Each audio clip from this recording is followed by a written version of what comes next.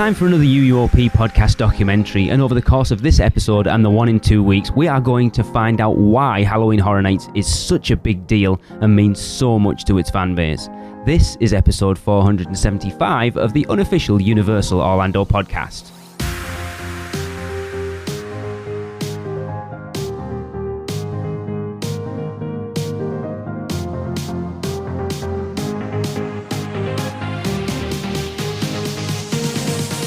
Welcome everyone to another UUOP podcast documentary. I am your host Lee, and as I said in the intro, we are going to delve into why Halloween Horror Nights in Orlando means so much to so many people. Universal Orlando's Halloween Horror Night event is the industry standard for haunt events, and with the help of my 7 guests, we're going to find out why it is so special. So let's get on with it.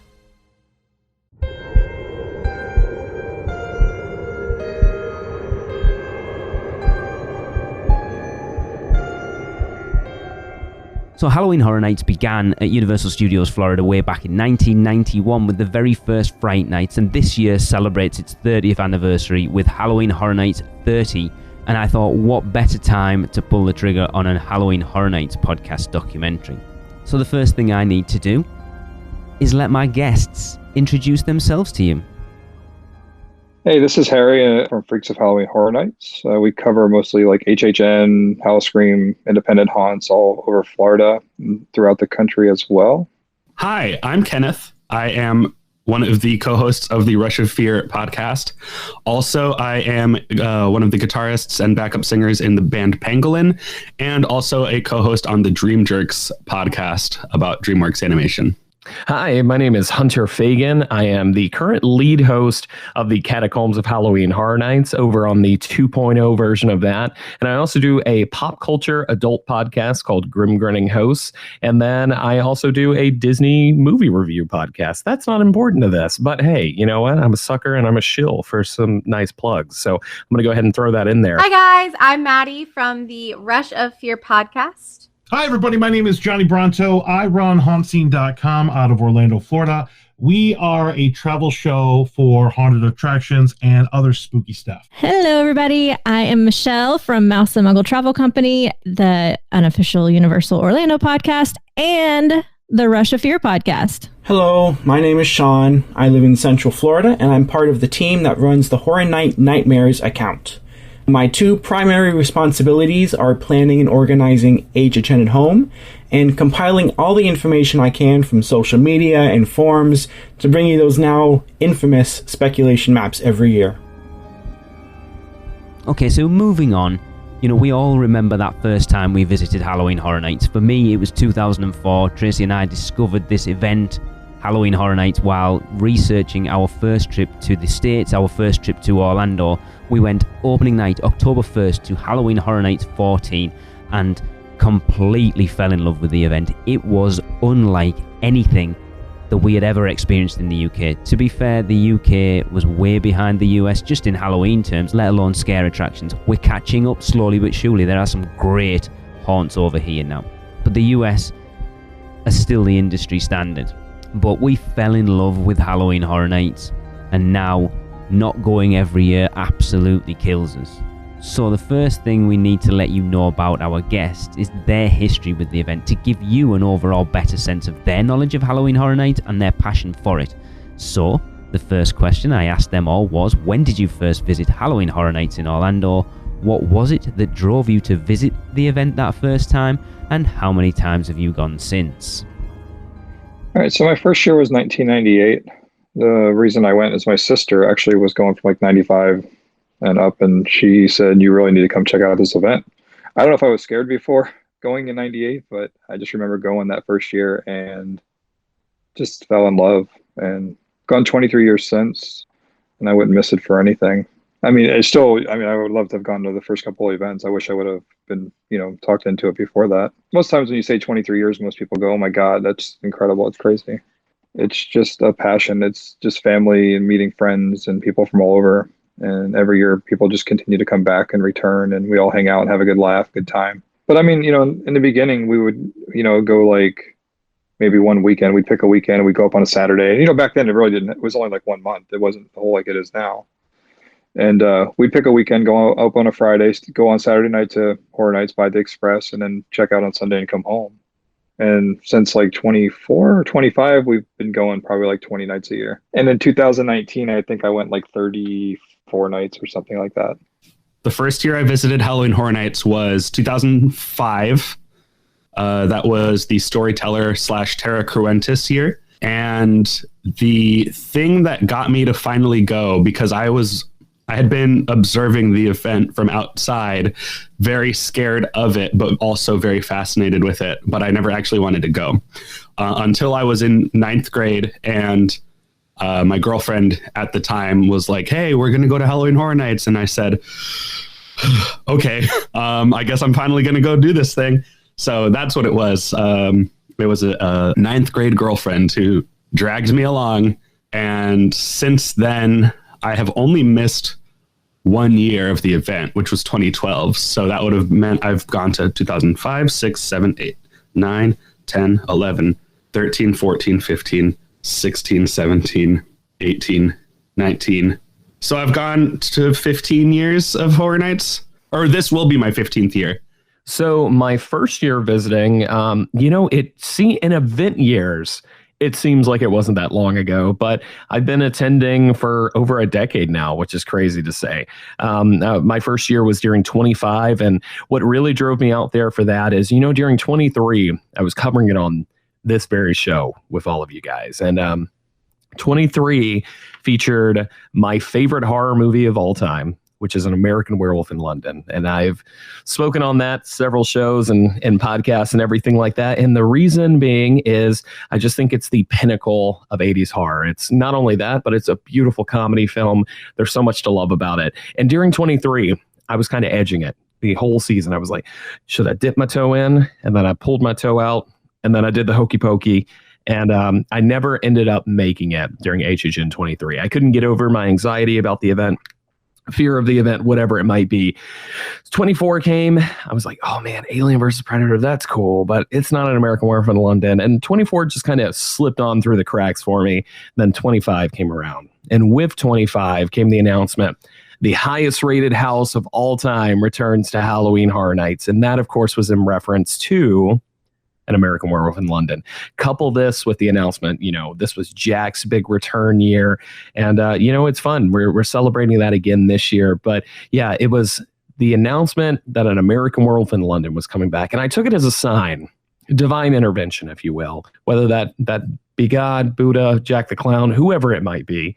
I took it as a sign, and I was like, hey, there's something here. I got to go check this thing out. So bought an event ticket. I remember very distinctly. I was at work.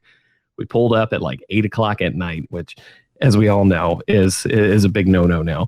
But we did them Coca-Cola tickets. We ran next door to the grocery store and got the coupon code from a package of Coca-Cola, went on the website, bought those single night tickets. I said, hey, if I get through one thing, I'm going through An American Werewolf in London. And that was just, and I had experience. This was when Inside the Magic was actually something worth a damn.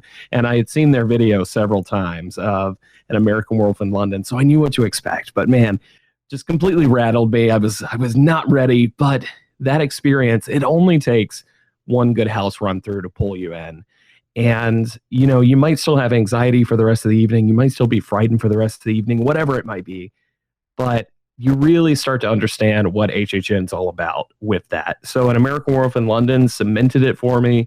Right now, we've got some real tough competition this year that's going to shift around my rankings. But right now, it's still in my top 5 houses of all time. And without, the John Landis film, I wouldn't be here talking to you about this right now.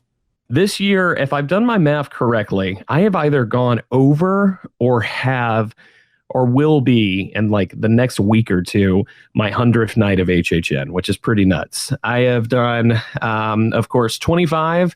I believe it was a 2-night run during that. I didn't have Frequent Fear. 26 started at Frequent Fear Plus, and that carried on over into finally this year, which I was fortunate enough to check out opening weekend. And I was at HHN Light, which we can't really count. It's during normal business operating hours or whatever. But yes, I did fully attend that event, opening day, closing day, everything like that. So yeah, 25, 26, 27, 28, 29, HHN Light, and now we are into 30.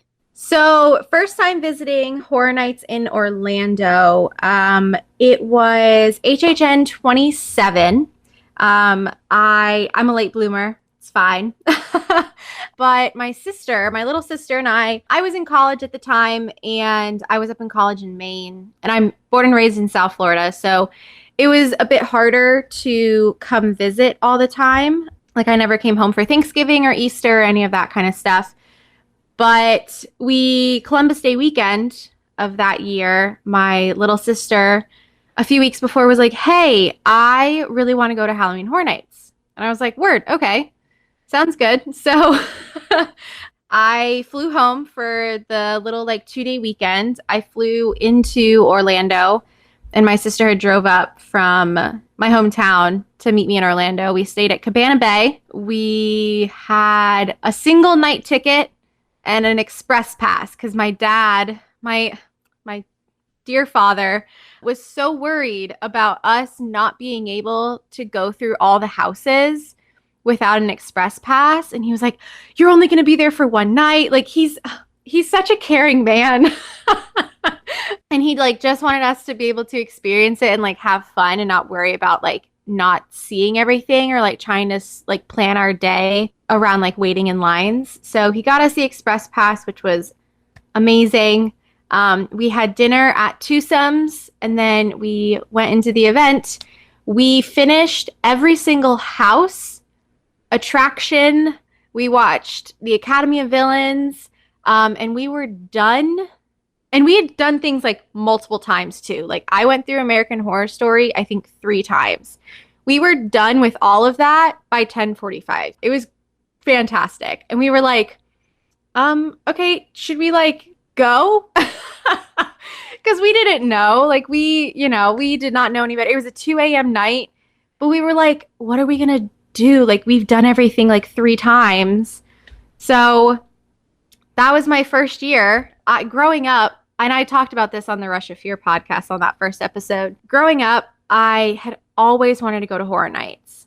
Always, always, always. The first time I ever knew what it was, I was in the park with my dad for just a day at Universal.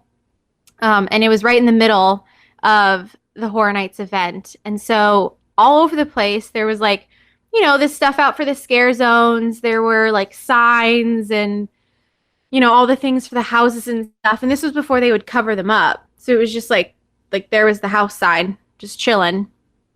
And I was like, Dad, what is this? And he told me what Halloween Horror Nights was. And this was the year of Freddy, Jason, Texas Chainsaw Massacre. I don't even know what year that would have been. 15? I don't know. I was like, I want to go. This sounds so cool. I had never seen a horror movie in my life at that point. I was 9. And I was like, I want to go. He was like, okay. We'll go home. We'll research it. We'll look at getting tickets. I think he lied to me. I don't think he ever bought the tickets because he knew I would chicken out. But the day before we were supposed to go, I was like, Dad, I don't think I can do it. I'm too scared. And I kid you not, that exact thing happened every single year up until the year that my sister and I actually went. And I'm now so mad at myself because I was, in fact, not the scared one, but I was the protector of my little sister who was crying her eyes out as we went through these houses. And I was Heisman Trophy style, holding her like a football and one arm out to the scare actors, don't you touch her. And that's where we are right now. I could have been going this whole time, my whole life, but decided to chicken out. And now it's my absolute favorite thing. And I cannot imagine not going to Halloween Horror Nights. But yeah. And I visited every year since 27 because I now live in Orlando. So. Well, my first year of Halloween Horror Nights was 2008, the Bloody Mary year, and I had just moved to Florida, and I had heard of the event, but my coworkers are the ones that actually dragged me to the event, and I was 28, 29, somewhere in there. I have to look at the dates, but yeah, in my late 20s. It absolutely blew my mind. Just every sense on complete overload. Loved the event, loved the scare zones, loved hanging out with my friends. It was one of my favorite nights all time, and I've been going every year since. My first visit to Halloween Horror Nights was HHN 25, which was a great year to go as a first event. I mean, that was an anniversary event, and it was incredible. What drove me to go there, actually, being a travel agent, we sell it, and I didn't sell a lot of it because I was afraid to go. But I figured, I really should go and try it out because I hear it's amazing, but I'm a big chicken. So I was really on the fence about whether or not to go. And then Robin, who is my business partner with Mouse Muggle, at the time we were with a different agency though. We were there for an agency trip in Orlando at Disney World, and we kept on, going back and forth. Should we try Halloween Horror Nights while we're there? Should we not? Finally, Robin was like, you know what? Let's just do it. Let's just rip off the Band-Aid and do it. And so we bought tickets. And funny enough, I actually reached out to the Universal Orlando podcast. At the time, I was just a listener, and said, this is my first time going to the event. What are your tips? Darren said flat out, you have to have Express Pass. So we splurged on Express Pass, and we went for the night, and it was incredible. I will be honest and tell you that I don't remember most of the houses because my eyes were completely shut. I did really enjoy the scare zones though. I just remember the first time we got there pretty early, and we were towards the front of the gates with all the crowds waiting to go in. And I was so scared. I mean, like a little baby scared. But, we were watching the clock, and the crowds were getting loud and exciting, and the fog started, the music started. We could start seeing the scare actors come out, and I was like, oh my God, what did I do? And I was panicking. And then we walked in, and there were guys with chainsaws jumping at us from every angle. I was screaming my head off, running. It was ridiculous. But by the end of the night, we actually were wanting to get scared in the scare zones. We were actually going into the scare zones just to watch other people get scared and run off. And it was a fun night. Again, don't really remember much about the houses at all, but I do know the scare zones that started one of my love for scare zones for sure. And it was a great year. So that was my first year, was HHN 25, and I've been every year since. So this will be 30. So that makes it 6 years total. I will never miss another event ever. Like it's just a given now that I do this trip regardless. I mean, I could be homeless and still make it to this event. It's just that important to me. So, well, the first time I went to Halloween Horror Nights was in 2001, and I was 13 years old, and it was just something we decided to do on a whim. We were spending the day at the park with my family, and we kept seeing all the billboards around the park advertising this thing called Halloween Horror Nights. And my sister and I grew up in a household where Halloween was the holiday of holidays. We loved it. So naturally, to say we were interested would be a bit of an understatement. So the entire day, we just basically harassed our parents to go, and eventually they agreed. So that night, we returned to the park, and my sister and I realized we had made a horrible mistake. We hated it. We went through 2 houses, my first house ever, which was Scary Tales, and another house called Superstitions. And we then proceeded to have a mental breakdown. And then my parents were like, okay, well, we're still going to enjoy the event because they paid a lot of money for it. So my sister and I just sat in Louis at a table, just looking outside at the scare zone. And at one point, Jack walked by with a megaphone, which it didn't go over well with my sister. But, it was what it was. And after that, my dad swore we would never go back again. It was a waste of money. They enjoyed it, but they couldn't enjoy it as much as they wanted to because we were just having a miserable time. And then it wasn't until 4 years later in 2005 where, after I was following the website for the entire time, I was able to convince my family to give it a second chance. And then the rest is history. And then I've been going for 17 years now this year. Have you taken a stroll down Diagon Alley and visited Gringotts Bank? Taken a ride through New York with Jimmy Fallon?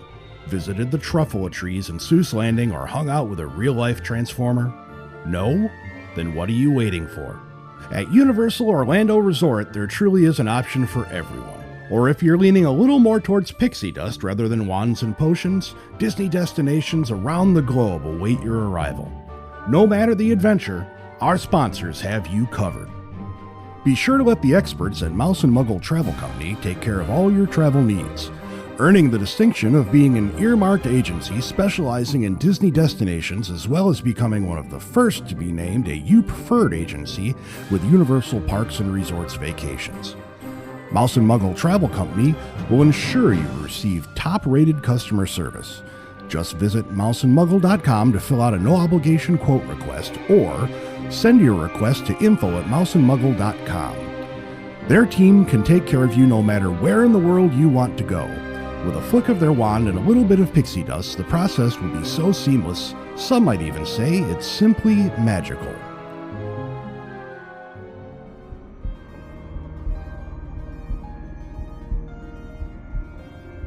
Now look, Halloween Horror Nights is many things to many people, but first and foremost, it is a scare attraction. Personally, anyone who's listened to the show will know, I rarely get scared at a scare attraction, but especially Halloween Horror Nights. I would love to be able to get that full experience, but I just don't. Tracy doesn't, as you know, you listen to the podcast. Chris doesn't. Michelle used to. This year, a bit of a change. We use the term to describe most of us as being dead inside. But there are many, many different people who visit the event, from the people we have seen cowering in the corners crying, to those who get that scared they fall on the floor. And from scare actor friends, we've heard people who expulse, if that's a word, bodily functions during scare attractions. There's also people who, when getting scared, will scream obscenities in your ear. Michelle, I am looking at you. So as I've said, I am a one scare an event kind of guy. But there are many, many different types of people, as I've said. So I asked my guests, what type of Halloween Horror Nights guest are you? Are you a screamer? Or are you a, oh man, that facade is amazing. How good is that set? That set piece killed it, man. That scare didn't get me, but I appreciate it. It was awesome. I love the sets and all the scenic and the pieces, and just like walking through and taking my time and just looking at, appreciating what they've done. I mean, some people, they like the jump scares and stuff. I maybe get scared once or twice throughout the entire thing. I got it the first night, Legendary Truth. I was filming, of course, because, obviously we were allowed to as media, and I turned the corner with my phone. I looked up and there was like this big monster there, and my phone, it was funny because my phone, you could see it on the video, like turn and almost drop to the ground, and I caught it, but I was like, you got me. I'm like, you got me. But just seeing how well done, like a certain house, or like walking into a movie when they do, like the IPs and stuff, and just, hey, I grew up with this stuff and I see it come to life. So I am definitely like a scenic person. That's what I go for more than anything. The sets, the scenes, all that wonderful stuff that they put into it, and all the effort and the smells, and, just everything that they do to make it come to life. It's just so incredible. I am somewhere in the middle of those two choices. And also it changes throughout the course of the event. So my first couple times through a house, I am very scarable. I don't swear or jump around like crazy or anything, but I definitely do get scared still after, 15 years. I still get scared my probably first 2 or 3 times going through any haunted house. And then after that point, I am kind of the ooh, look at that. I'm kind of more now appreciating the design, analyzing the house as I walk through it to be like, okay, now what are they doing here? How did they set this scare up? What's, what are they wanting me to look at? And how are they drawing my eye away from the real scare? And kind of observing and analyzing and appreciating the houses from a design level. After the first few times, I've gotten my scares. I know where everything is now. And now I'm going to come in and be like, yeah, I really like this. They did a good job here. If I do get a good scare, it's kind of like, oh, that was good. You got me. You got me. That was a good one. Yeah, so I am a scenic and detail appreciator. I definitely consider myself in that category because that's the reason I go to Halloween Horror Nights. There are other attractions all over Central Florida, all over the United States, all over the world that I would say, HHN has done a wonderful thing about it, fully immersing you in environments. But if you're there to get scared, your mileage may vary depending on what's there. And, with 10 haunted houses, there's always one house that's, like a really great regional haunt, scary house. But a lot of them are very scenic focused. And I think HHN serves its purpose as far as, it can definitely be scary, or you can just appreciate it on the scenic element. Now, that said, even though I'm going in there looking for detail and storylines and everything like that, I am somebody who is actively looking to get a good spook going through the houses. I am actively hoping to get something like that. And, this weekend, opening weekend or anything like that, this is the best time to do it because you haven't started locating where everything is. And it's just those houses that are going to end up higher for me are not only the houses that are scenically beautiful, but they have to deliver on the scare element as well. That's what I'm looking for. So I would say I'm in between, but I'm definitely more looking towards the aesthetic elements over the fright elements. When I am more likely to get my scares actually is even if I know where the scares are, if I am with someone and I'm focused on their reaction or how they're experiencing things, it's more of a case of, yes, I might know where things are in certain parts, but it's when I start to, I don't want to say zone out because that's not quite the right word, but when I am focused on the environments or I'm looking at the person I'm with or whatever it might be, that is the prime opportunity to get scared. I very, very rarely have gotten scared in a scare zone. I think I can count that probably like on two hands. But yeah, it's one of those things when I'm going through a haunted house and I am just enjoying the actual haunted house and not focused on the scares, that's when you're more likely to get me. And that's kind of what I'm looking for. Oh man.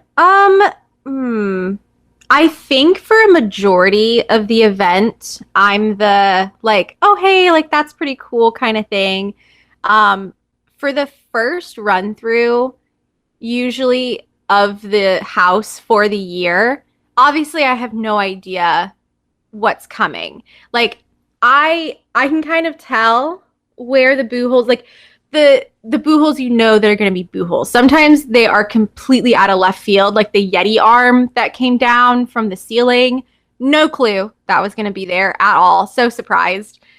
So the first time going through the house for the year, I think I'm definitely like a screamer, for sure. I'm not the like cower in fear kind of person. Like I can go through a house by myself and be totally fine. But for the rest of the event, I'm like, oh, hey, that's cool. Or like I'm going through the house and visiting friends. So that's always fun. I think one of the best memories I have of like a time going through a house where I'm like, oh, wait, this is so cool was team member preview of last year's like HHN Light. I was going through The Bride of Frankenstein, and this was like literally first day, first hour of team member preview. So they had no idea. They had no idea what they were doing. Bless their hearts. Like, because they had no clue of like how to kind of go about it. And the idea that we had going through the house, like the things that we had to do, did not last. They did not make it past team member preview. So I was stopped. In this one room of Bride of Frankenstein Lives. I won't spoil it because I know a lot of people didn't go through it. But it was a very, very large room with lots of stuff to talk about. And I was in that room for 5 minutes, just standing still, completely by myself, because no one, like the person behind me was in the other room because we couldn't be close to each other. The person in front of me was in that room because I couldn't be close to them. So it was just me by myself in my facial covering and 2 scare actors. And I had the time of my life. I was like, oh my God, that's cool. Look at what's in that glass jar. hi, scare actor. And like, she kept popping out. And then after a while, she noticed it, like, we were not moving. And so she just kind of was like, hey.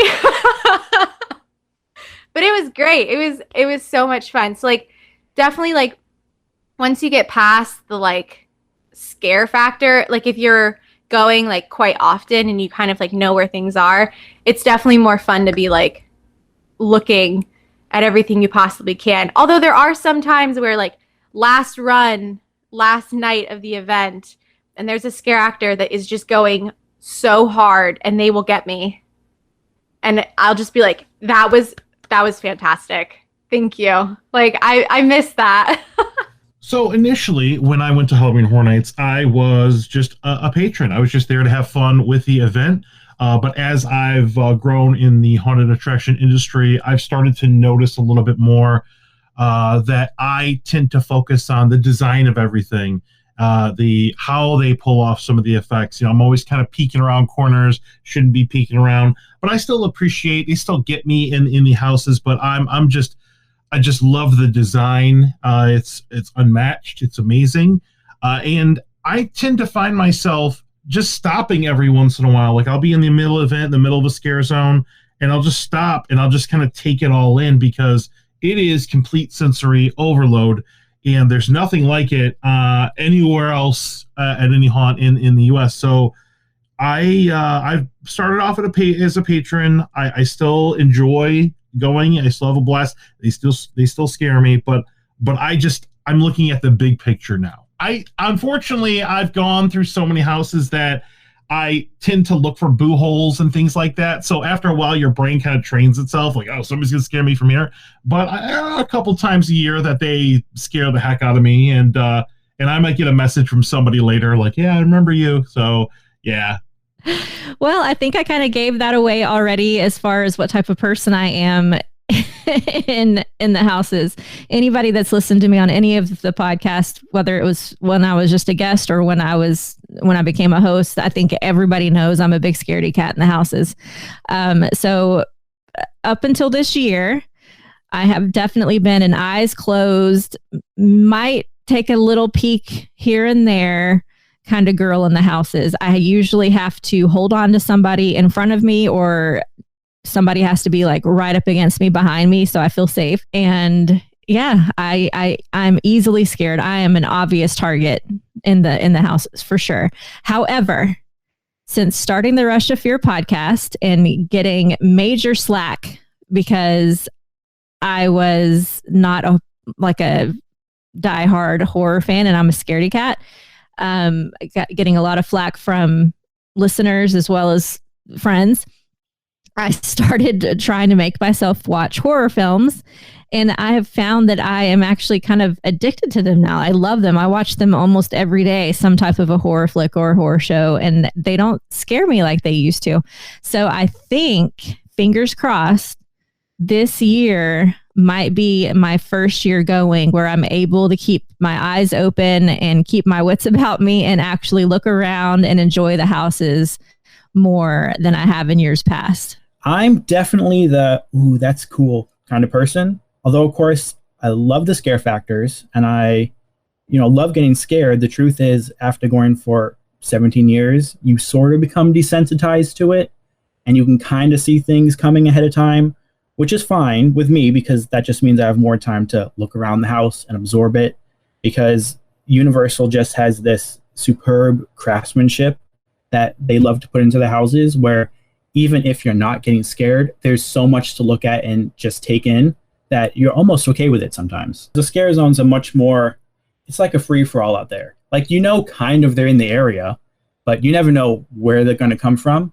So yeah, I'd say like 80% of my scares every year come from scare zones, because in houses, they're good at hiding a lot of them, but after you've gone enough, you can kind of tell when something's about to happen or maybe where it's coming from. Sometimes they get you with like the fake boo holes, which I know they like to do now, which I appreciate because people like me go, oh, there's an actor over there, and then something other completely else happens on the other side and it scares the crap out of you, which I appreciate. But yeah, scare zones, I think, are, for people like me, the place where you get scared the most, because there's the most uncertain factor to it.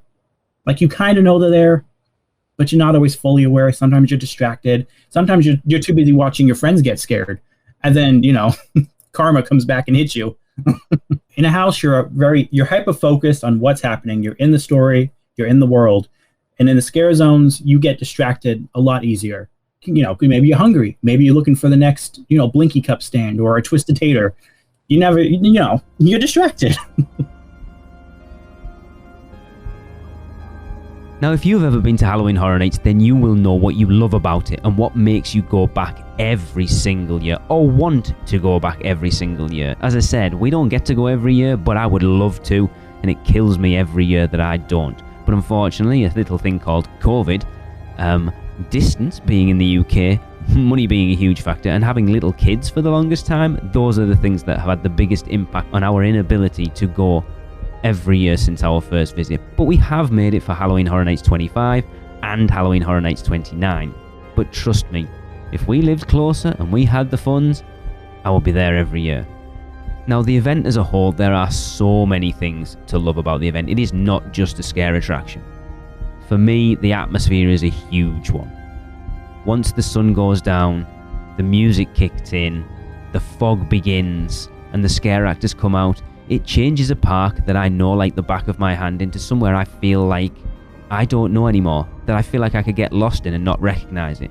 Obviously I can't, but there's times when you forget you're in Universal Studios Florida. It feels like an entirely different place. That is Halloween Horror Nights. Plus, it means I'm in my favourite place in the world, usually with my favourite people in the world.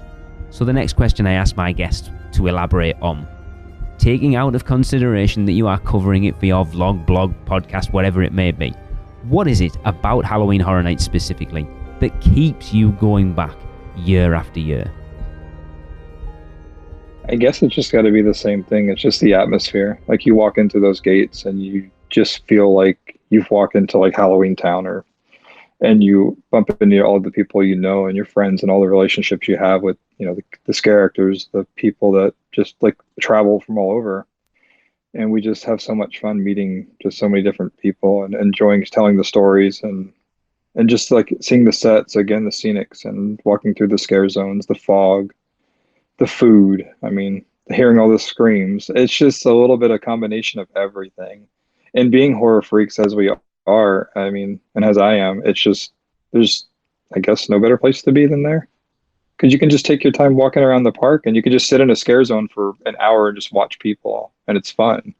Well, and then people say, well, how can you go so many nights like throughout the event? And it's like, because it changes every night as well. Like the scares are different. I mean, when you go through a house, the houses seem to get more pumped up as the event goes on. And it just, I don't know. It's just, you get different things pretty much every night you're going. And even in the scare zones, the scare actors are different places or doing different things, or, you just get a different jump scare as you're walking around.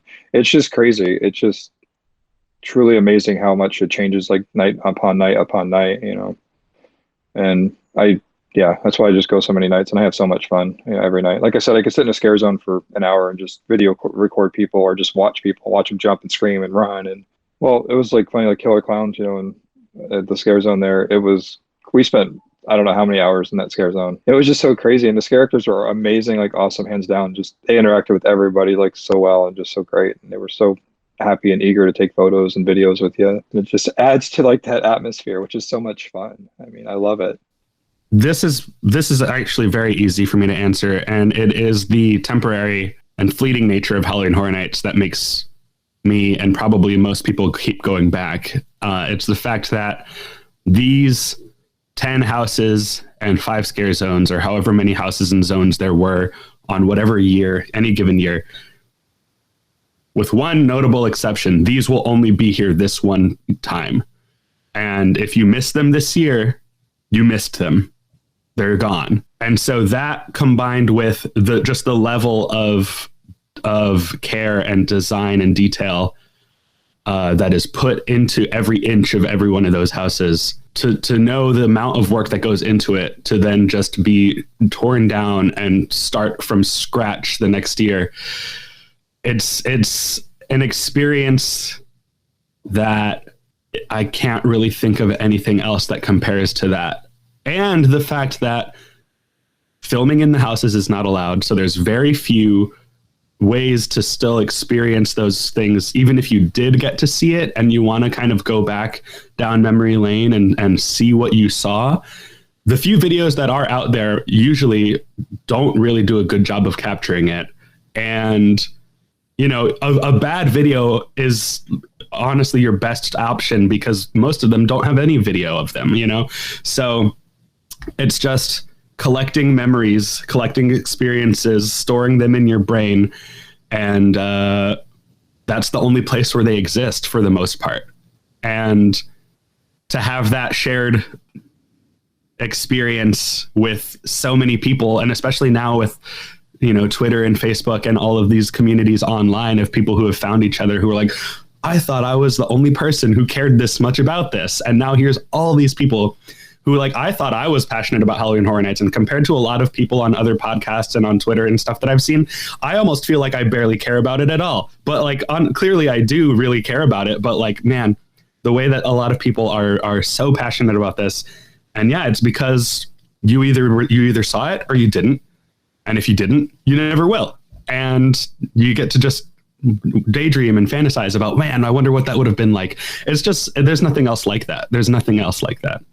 I mean, I was born in, you know, in the Orlando area. I grew up here and I went as soon as I mean, I don't think it would have been reasonable for me to start going much earlier than I did. I was 15 the first time I went. I definitely never wanted to go before that. I didn't even really want to go the first time that I did go, but I really feel that I lucked out growing up so close to something that's so amazing and that I ended up falling in love with so deeply, you know?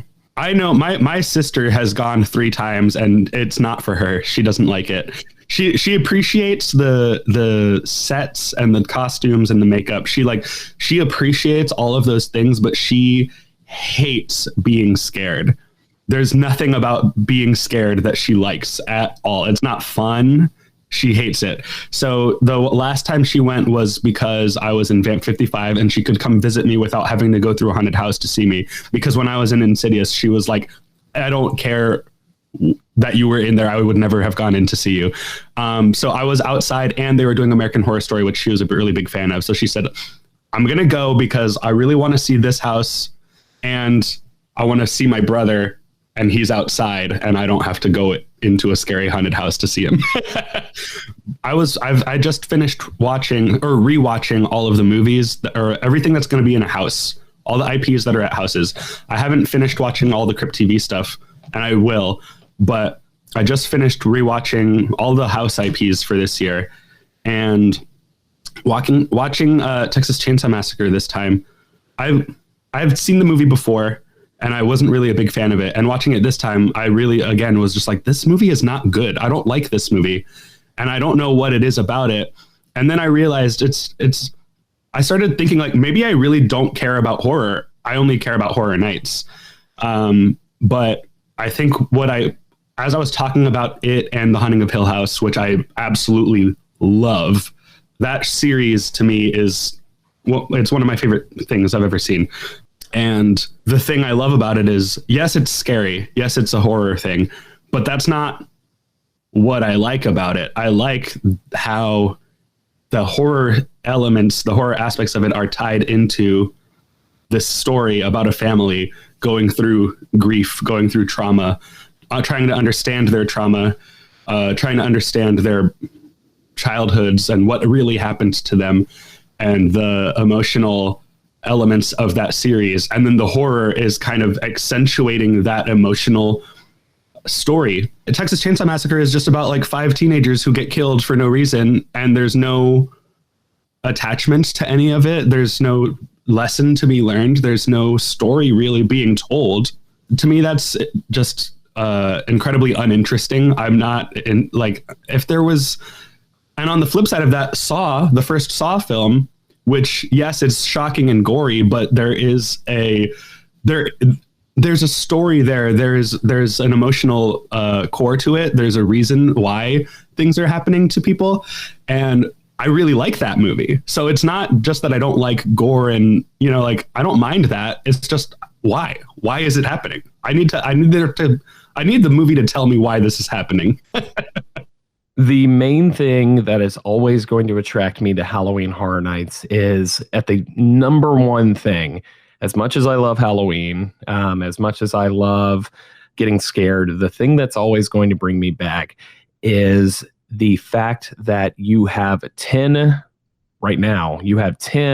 brand new, highly developed, highly designed theme park attractions that go up for a very limited time. And the thing about HHN is, I'm very fortunate to be an Orlando resident. I'm very fortunate to have my frequent fear pass I can stick in my pocket. And if I want to take a nap at 8 o'clock at night and wake up at midnight and go to the park for 2 hours, I have the flexibility to do that, But the thing that's always going to pull me into HHN is the fact that once it's gone, it's pretty much gone. Unless it's a compilation house, unless we get another American Werewolf in London, which we've already discussed, they might not ever do that again just due to the response that American Werewolf in London got when it returned. It's getting something on the scale of a full-time, Universal attraction, a full-time worldwide phenomenon theme park attraction that is only there for just a brief moment in the grand scheme of things. And then it's gone. It's saved for your memories. It's saved for your podcast. It's saved for your vlogs. But you'll probably never see that again. And I think it's the finite life cycle that makes things so beautiful in a way. It's what's going to keep you coming back because it's only getting better as time goes on. And I can't wait to see what it looks like in another 10 years. I mean, you look at things like Revenge of the Tooth Fairy, where Patrick Braillard and those guys, they've worked on that house in various iterations for 3+ years, and it's finally open for people to check it out full time underneath HHN. And now it's going to do its thing, and it's gone from an idea that's going to create a lasting memory with people to, in the next little over a month and a half, almost 2 months, it's gone. And that's the way it is. And there's something tragic about it, but there's also something that's fantastic about it in the element of, in the next 5 years, which one of these houses is going to show up and be represented in the compilation houses they love to do. But that's going to be your little element, unless you get something like a sequel or something like that later on. I think for me, oh man.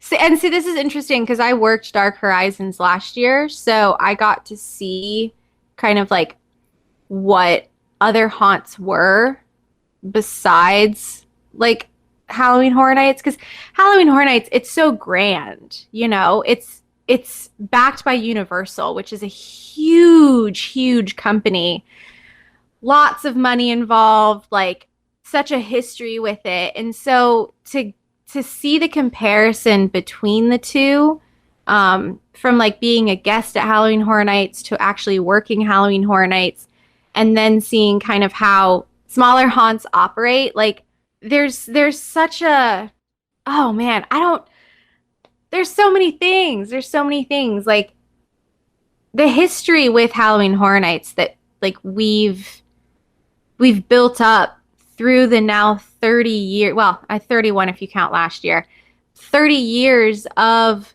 this event, the stories and the characters and the places and even the IPs that we've like acquired and been able to turn into basically a walkthrough set of these like TV shows and movies and things like that. Like, it's so cool.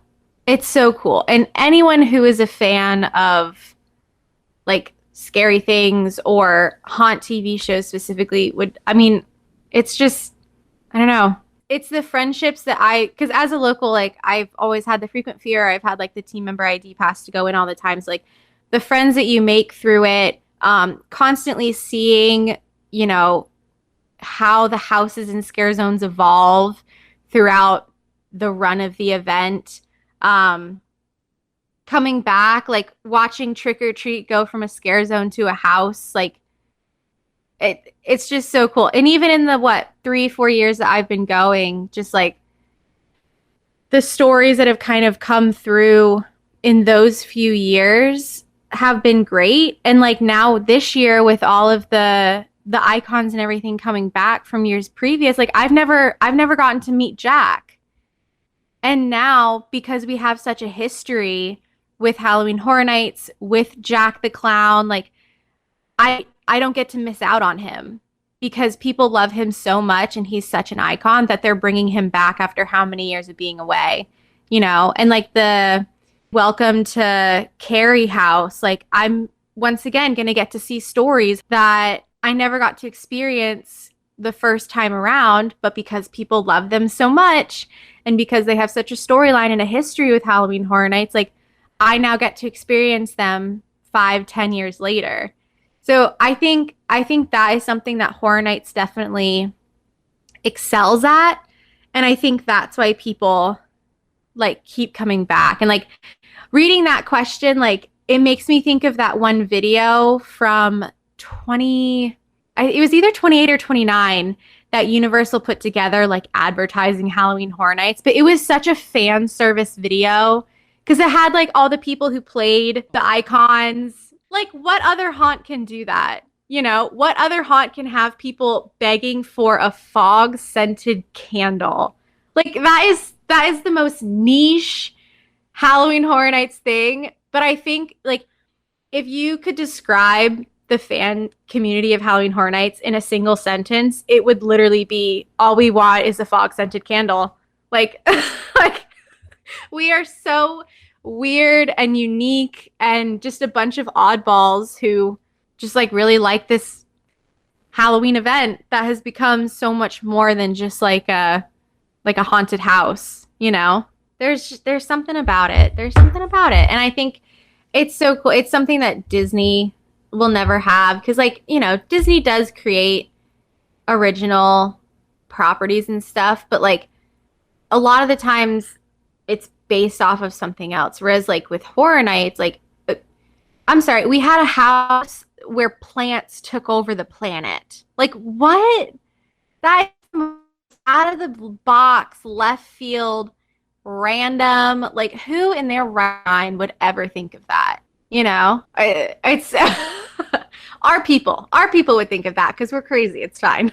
I think the absolute scale of the event, you know, you have all these amazing houses. You have the amazing streets. You have random pillars of fire. You've got the entertainment. You've got the food. I think what kind of keeps me coming back year over year is the entire package deal.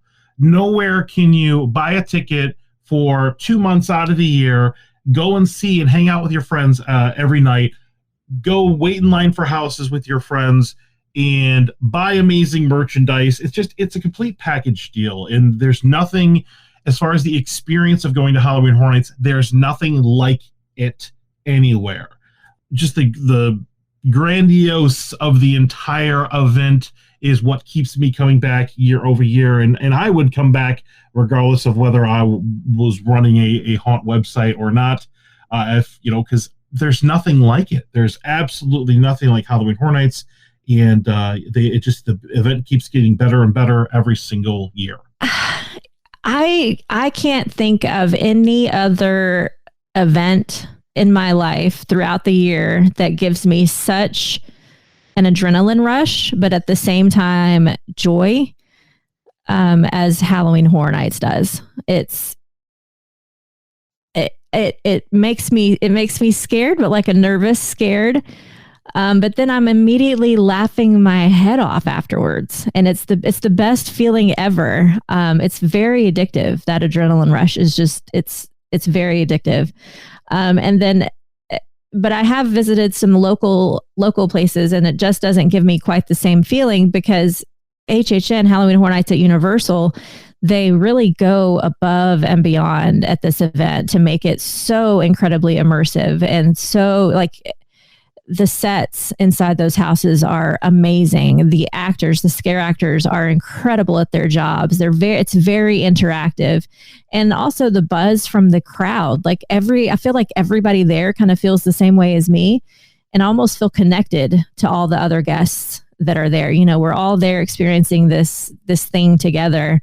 And it's you just don't get that. You don't get that during the day when you're standing in line with strangers. You know, there's no connection, there's no excitement, but at Halloween Horror Nights there is, and I can't really explain it, but I usually by the time I'm out of the house, I usually know the people who are in front of me because I have thoroughly, gotten all up in their business, holding on to their backs and burying my head in their backs and grabbing them because I need something to grab because I'm scared out of my mind. So it's just fun. It's fun. We make memories, we make friends.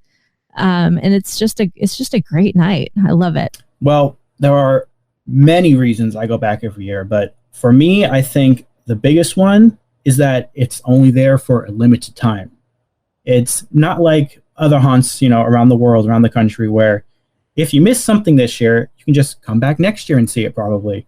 Horror Nights is like a one and done type of thing, where if you miss something this year, the chances of you seeing that thing again next year, slim to none. I think it's only happened like one time with American Werewolf in London. And other than that, I mean, maybe you'll get lucky on an anniversary year and get like a compilation house with scenes from past houses.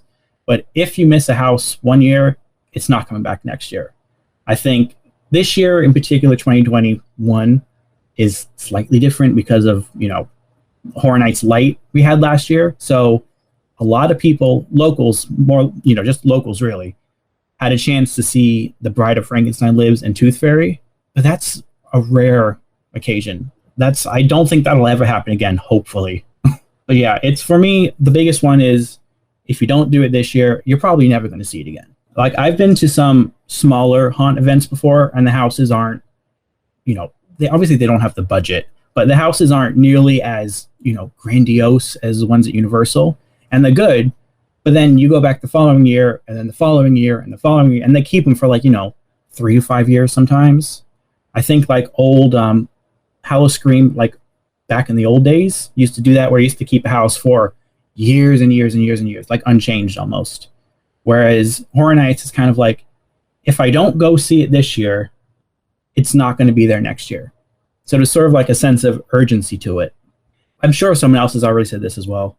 It's kind of just like a party, just like a general party in the streets, which I appreciate. I love a good Halloween party.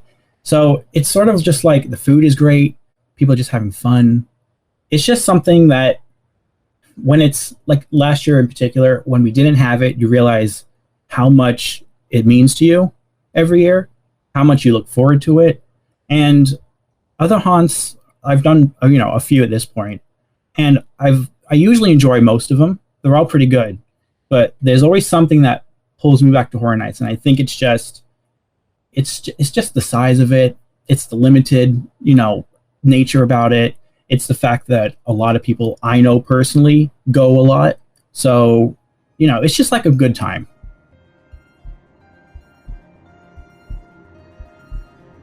And that's going to wrap up part 1 of our look at Halloween Horror Nights and why it is such a big deal for a lot of people. We've dug deep into my guests' history and what it is about Halloween Horror Nights that they love. So next time, we will dig into their opinions of the event itself. So I want to say a big thank you to all my guests for taking the time to speak to me. Harry, Kenneth, Johnny, Maddie, Hunter, Michelle and Sean, and I encourage you all to go and check out their YouTube channel, social media, blog, vlog, podcast, whatever it might be. You can find Harry at Freaks of HHN, Johnny over at Haunt Scene, you can find Hunter at the Catacombs of Halloween Horror Nights, Sean at Horror Night Nightmares, and of course, Michelle, Maddie and Kenneth over at our very own Rush of Fear podcast. But for now, I'm going to wrap this episode up just like those guys over at Rush of Fear do, by letting you know that this podcast has come to an end. Now get out.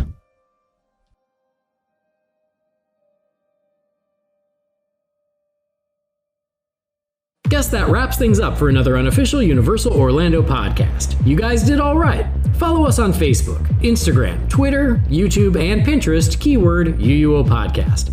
Listen and subscribe to us on Apple Podcasts, Spotify, Google Podcasts, Stitcher, or anywhere podcasts are found. You can find our blog at uuopodcast.com. Send us your spews, which Lou gets your poo recordings, questions, or comments to podcast@uuopodcast.com. Check out our friends, the Theme Park Duo, and our awesome sponsors, Mouse and Muggle Travel Company. So, until next time, don't give up your day job. Say cheese. See you later.